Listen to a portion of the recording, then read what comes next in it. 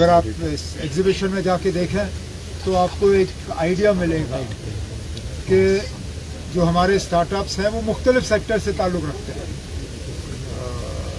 Agriculture, horticulture, energy usage, बहुत से अच्छे आइडियाज़ हैं जिनको हम मदद करने की कोशिश कर रहे हैं।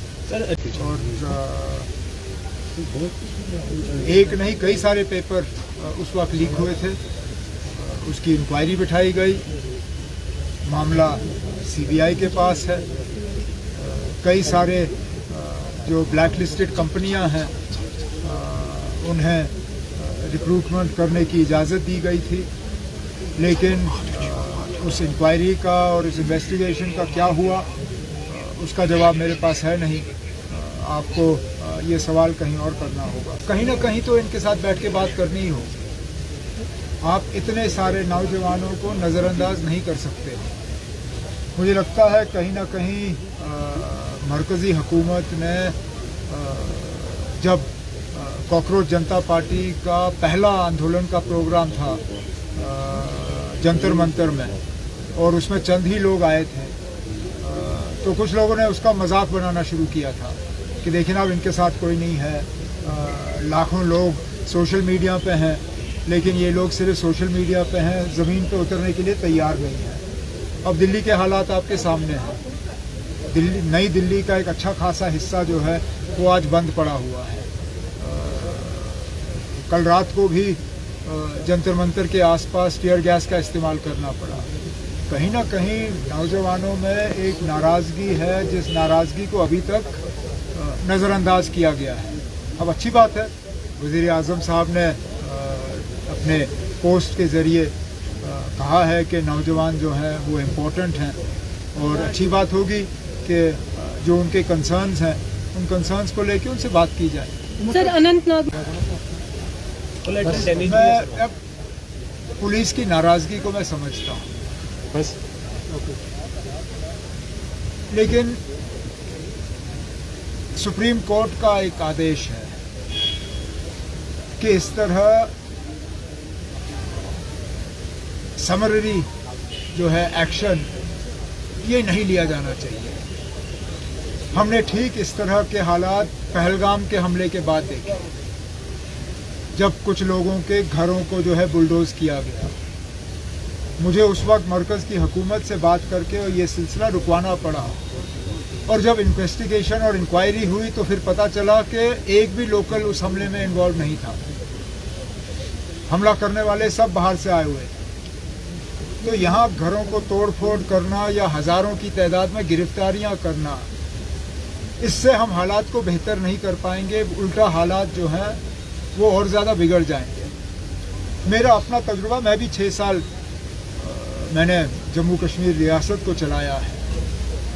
उस वक्त हम रियासत थे, पुलिस का कमांड हमारे हाथ में था, और हमने उस वक्त हम जानते थे कि लोगों को साथ लिए बिना इस सिलसिले का खात्मा नहीं होगा।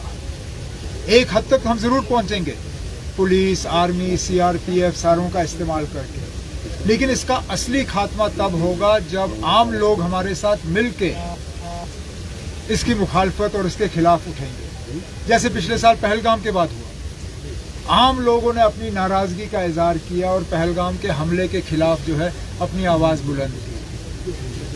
आज भी लोग नाराज़ हैं कि उस पुलिस के हेड कांस्टेबल को, आशिक को इस तरह बेरहमी से मारा गया।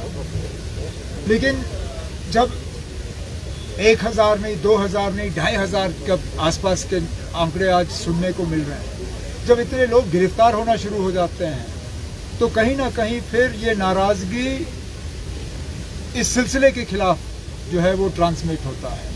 तो मैं तो यही उम्मीद करूंगा कि हम इस लड़ाई में अपने लोगों को अपने साथ लेके चलें, तभी हमें इसमें असली कामयाबी। बच्चों पर रिटेलिएटरी एक्शन होना भी नहीं चाहिए। ये तो मतलब एक पीसफुल प्रोटेस्ट कर रहे थे। अब चलिए, अगर सोनम वांगचुक साहब इस चीज़ को दोहरा के अपना हंगर स्ट्राइक वापस लेने के लिए तैयार है तो अच्छी बात है। मैं तो कहता हूँ रिटेलिएटरी एक्शन नहीं होना चाहिए। इन बच्चों से बात होनी चाहिए, और जो इनके जायज़ डिमांड्स हैं उन पे अमल होना चाहिए। नदियों में जितनी पानी की मतलब जितना हमें खदशात थे, जितना डर था कि पानी चढ़ेगा, उतना नहीं चढ़ा, लेकिन कुछ जगहों पे नुकसान ज़रूर हुआ है। जैसे कि बड़गाम में आपने खुद देखा, बीरवा में कोई 37 के करीब दुकान जो हैं वो दरिया में गिरे। अब उनके मुआवजे के लिए जो हमें कार्रवाई करनी होगी वो डीसी साहब को हिदायत दी गई है। अब फ़िलहाल तो हमें उम्मीद है कि आज के बाद ये बारिश का सिलसिला थम जाएगा, लेकिन ये हर साल अब हमें ये देखने को मिल रहा है। पिछले साल भी बारिश ने नुकसान किया, इस साल भी। अब हमें बैठ के गवर्नमेंट को एक कॉम्प्रिहेंसिव प्लान, एक चॉकआउट करना होगा ताकि इन चीज़ों का हम मुकाबला, बारिश हम रोक नहीं सकते। ये जो बादल फटने का एक नया सिलसिला शुरू हुआ, मेरे बचपन में आप सोचें, मुझे तो याद है साल में 1-2 बार फटते थे बादल, और वो भी कहीं पहलगाम में या पहाड़ी इलाकों में। लेकिन अब हर महीने कहीं ना कहीं बादल फटने की खबर आ रही है। तो इसका क्या हम मुकाबला कर सकते हैं, किस तरह अपने इंफ्रास्ट्रक्चर को हम प्रोटेक्ट कर